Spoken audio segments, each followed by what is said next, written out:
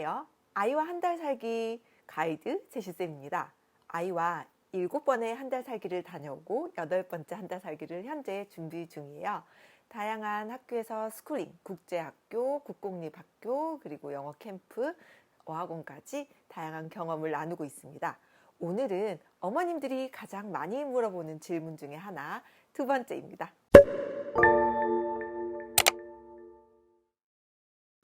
바로 우리 아이 영어를 어느 정도 해야 스쿨링이 가능할까요?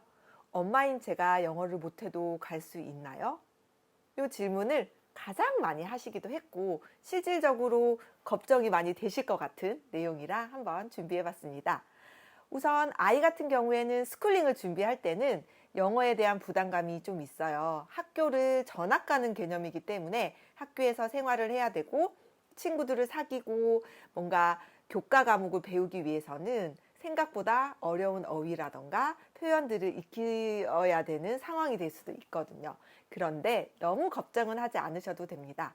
학교마다 다르긴 한데 보통 학교에서는 3주, 4주, 거의 한 달, 길게는 6개월에서 3개월 정도 스쿨링은 단기로 체험한다고 생각을 하거든요.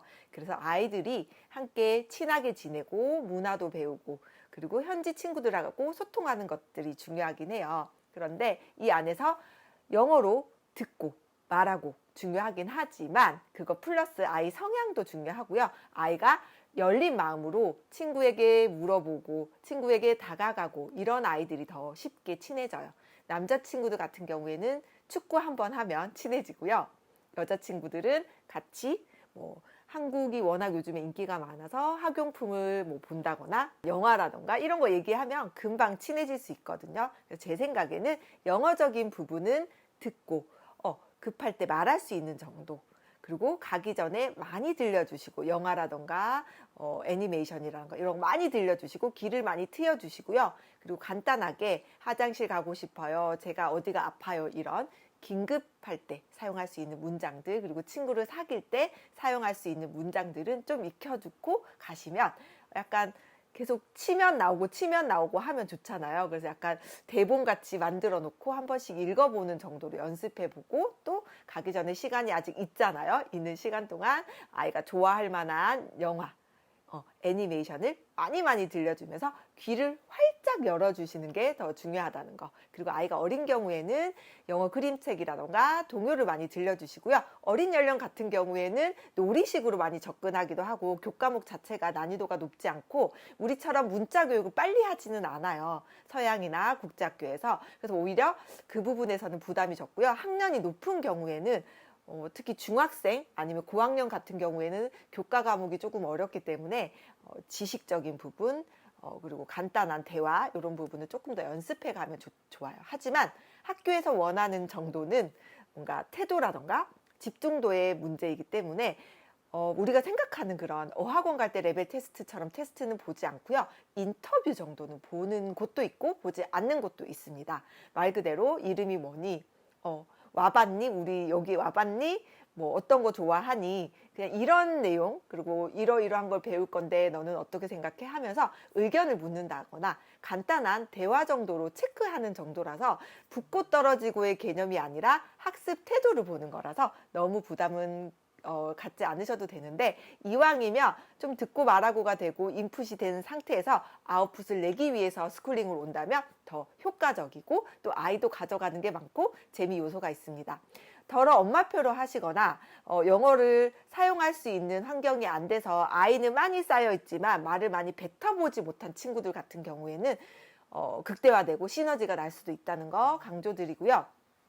2번째 케이스, 엄마가 영어를 못하면 괜찮나요? 이런 거 많이 물어보시는데, 다행히 저희가 해외를 갈 때, 특히 동남아 같은 경우에는 어느 정도 몸짓 발짓으로, 어차피 그 나라들도 원어민이 아니기 때문에 영어가 생각보다 안 통하는 나라들도 있고 그 나라 언어로 구글 번역기를 사용하시면 되고요. 그리고 만약에 말레이시아나 필리핀이나 영어 국가라면 어머님들이 사는 입장이잖아요. 가게에 가서 뭘 사려고 하기 때문에 너무 어려운 영어는 사용해지진 않고 생각보다 영어 사용 기회가 많지는 않더라고요. 그래서 너무 걱정하지 않으셔도 되고, 어머님들도 마찬가지로 단순하게 이렇게 패턴 영어 정도는 혼자 연습해보고 오시는 거 추천드리고요. 가기 전에 좀 입을 풀고, 아는 것도 당황하면 얘기가 바로바로 안 나오더라고요. 그래서 그런 것도 입 풀어줄 수 있는 그런 연습 같은 걸 조금 해주시면은, 뭐 요즘에 챗 GPT도 좋고 다양한 어플들로 대화식으로 하는 연습들을 할 수 있잖아요. 그런 것 좀 해주시고 오시면 좋은데,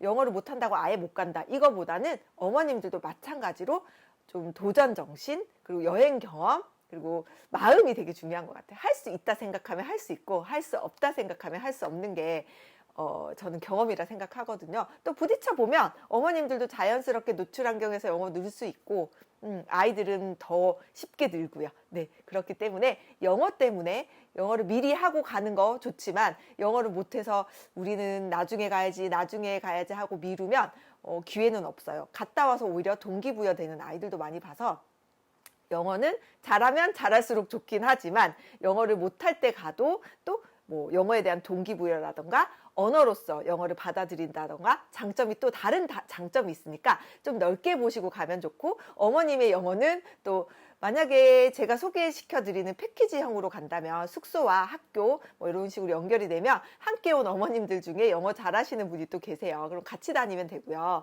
아니면 혼자 막 이렇게 뭐 에어비앤비를 구하고 해서 간다 하더라도 아무래도 그 안에서 또 사람들을 만나게 되고 친해지게 되기 때문에 너무 걱정은 안 하셔도 돼요. 하지만 간단한 회화 요 정도는 연습해 가시면 좋다. 이렇게 오늘은 영어에 대한 부분 짚어드렸고요. 혹시 궁금하신 사항이라던가 댓글로 간단하게 남겨주시면 다음 영상에도 또 참고하도록 하겠습니다.